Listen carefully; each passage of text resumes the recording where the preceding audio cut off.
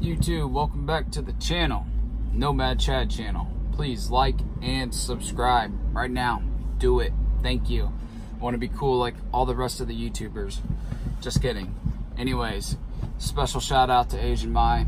Thanks for having me on. Appreciate it, brother.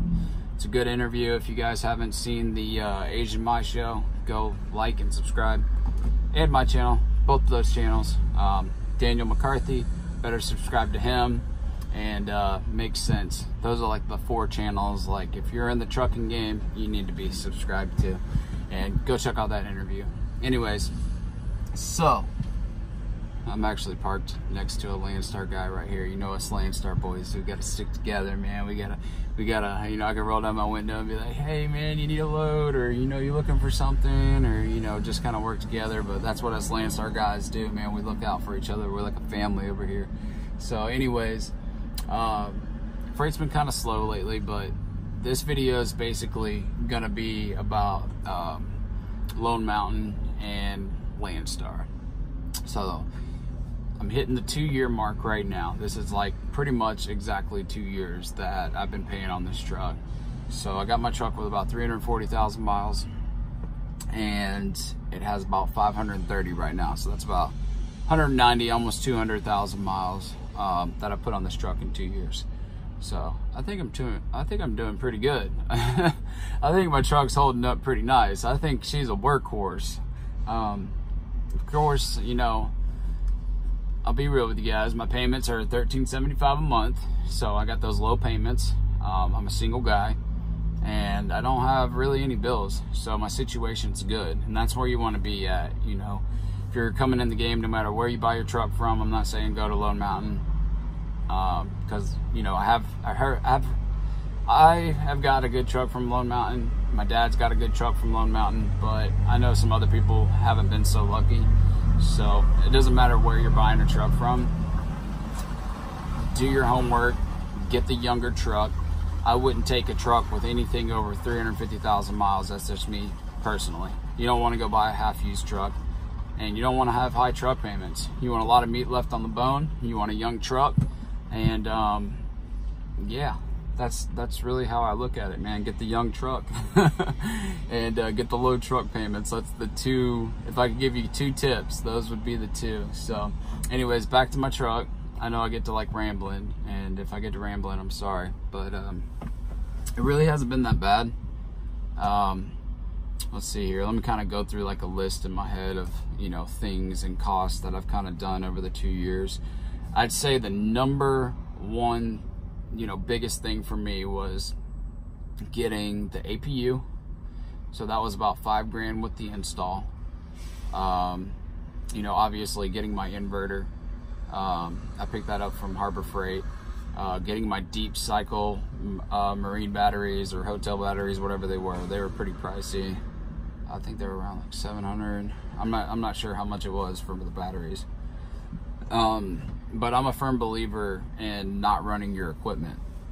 So whenever this truck is parked, I try to have it off at all times, or I'll swap back and forth. So sometimes like I'll run my APU for a little bit and I'll turn it off, and like, you know, in the winter time it's like cool right now. Like I don't have to run anything. It's perfect time of year. Like I don't have to run my truck at night. Sometimes my Thermo King, it'll kick on and charge up the batteries and then shut off or whatever when I'm chilling and I'm sleeping. But I'm a firm believer, like since I've had this truck, I really haven't idled it. So that gets into some of the other stuff. You know, I've done the dozer valve on this.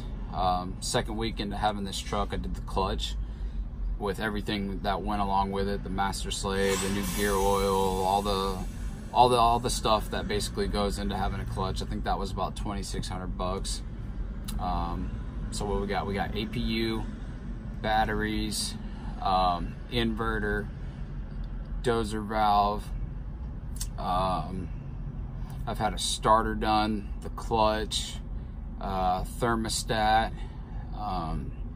The other day I had a coolant sensor go out. You guys seen that video where I was on the side of the road and my truck kept throwing the red flash engine lights. What else have I had?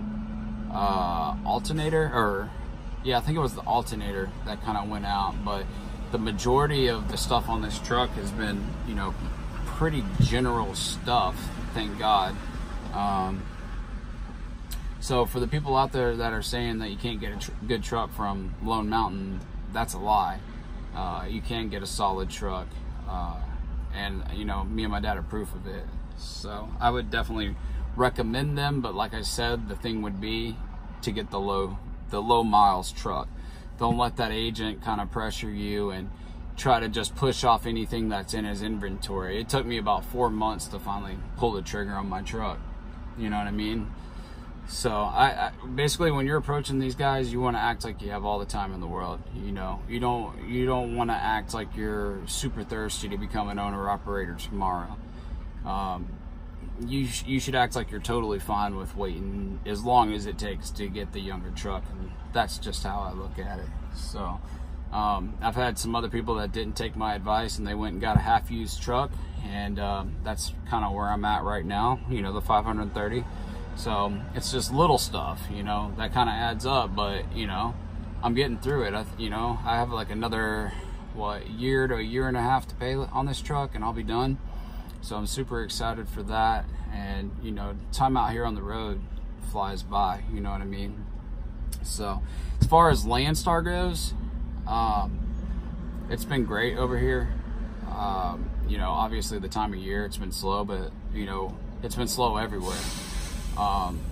I'd say the main issues that I have with Landstar would be some of the agents like kind of double booking loads, or like you'll get on the load board and you'll see the same load posted like 4 or 5 times, and you'll call about it, and when you call about it, they try to get you to take it for less than it was posted for. And it seems like a lot of the foreign agents, I hope that, you know what I mean, they're foreign, they're not from here. So I'm not meaning that in any type of way other than they don't seem like they're from America.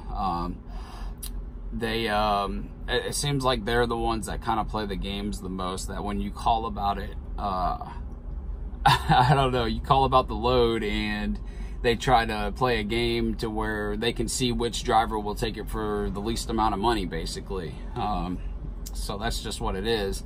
Another part of them being, you know, foreign or not from the United States is it kind of seems to me that they don't, I don't know what's up with their phones, but they cut in and out a lot, maybe because they're overseas. I don't know what that is, but yeah, so I'd say the biggest issue I've had with Landstar is the agents. Other than that, it's not all the time, it's just sometimes. Like for example, I don't know, it's probably like 5 or 6 months ago, I booked a load picking up in San Diego.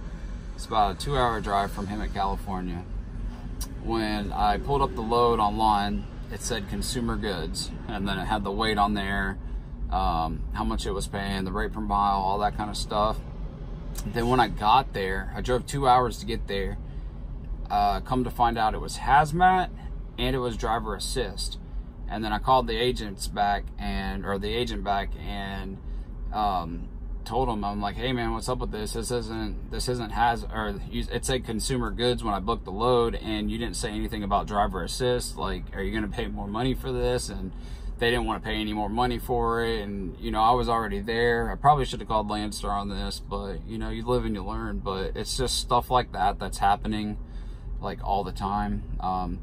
Sometimes you know, agents will put the wrong rate per mile, they'll put the wrong weight on there, and you know, you booked a load for 25,000 and you get there and it's like 40,000, or you know what I mean. So you just got to be super careful, like when things like this are happening. You want to pay attention to the details. Make sure to get definite answers before you're booking the loads. You know, make sure you know the rate per mile, that you know the weight, that you know the commodity, and that you know the miles, because I've had agents lie about deadhead miles before too. So like I said, my main issues with Landstar is not Landstar, it's just some of the agents that I've been working with. So I don't know if I mentioned this already, but a good idea is to kind of go through your emails that you've already booked and, you know, work with the same agents over time. That way you don't have to use the load board, that you can call those agents directly and, you know, try to develop a relationship with them. Because a lot of times, sometimes I'll call the agents that I've been working with when I can't find anything on the board, or I'll call them ahead of time, a week before I get to whatever area I'm going to, and sometimes I'll get lucky, sometimes I won't. But like in this situation right here, I have this agent, and last time I was up here, I booked a load with her, and you know, now I'm back up here to Washington, so I called her back, and sure enough, she was like, you know, I'm working on the schedule, and let me see what the schedule's looking like, and I'll call you back, or you can call me back, and see if we got a load. So anyways, I ended up calling her back. She had a load for me. I didn't have to get on the load board. I didn't have to deal with web alerts anymore, and she got me taken care of. So anyways, I'm at 10 minutes. Maybe I should do this live. If you guys want to see me do this live, let me know, because it's kind of hard to sit here and talk to yourself for 10 minutes on camera. I feel like it'd be a lot easier if I was engaging with you guys and answering questions and, you know, doing it that way. That way, if you guys have questions, then we can kind of go through and I can answer them, you know, whatever you have as far as getting on or buying trucks or that type of thing. So let me know. Go check out my last interview, and thanks for subscribing.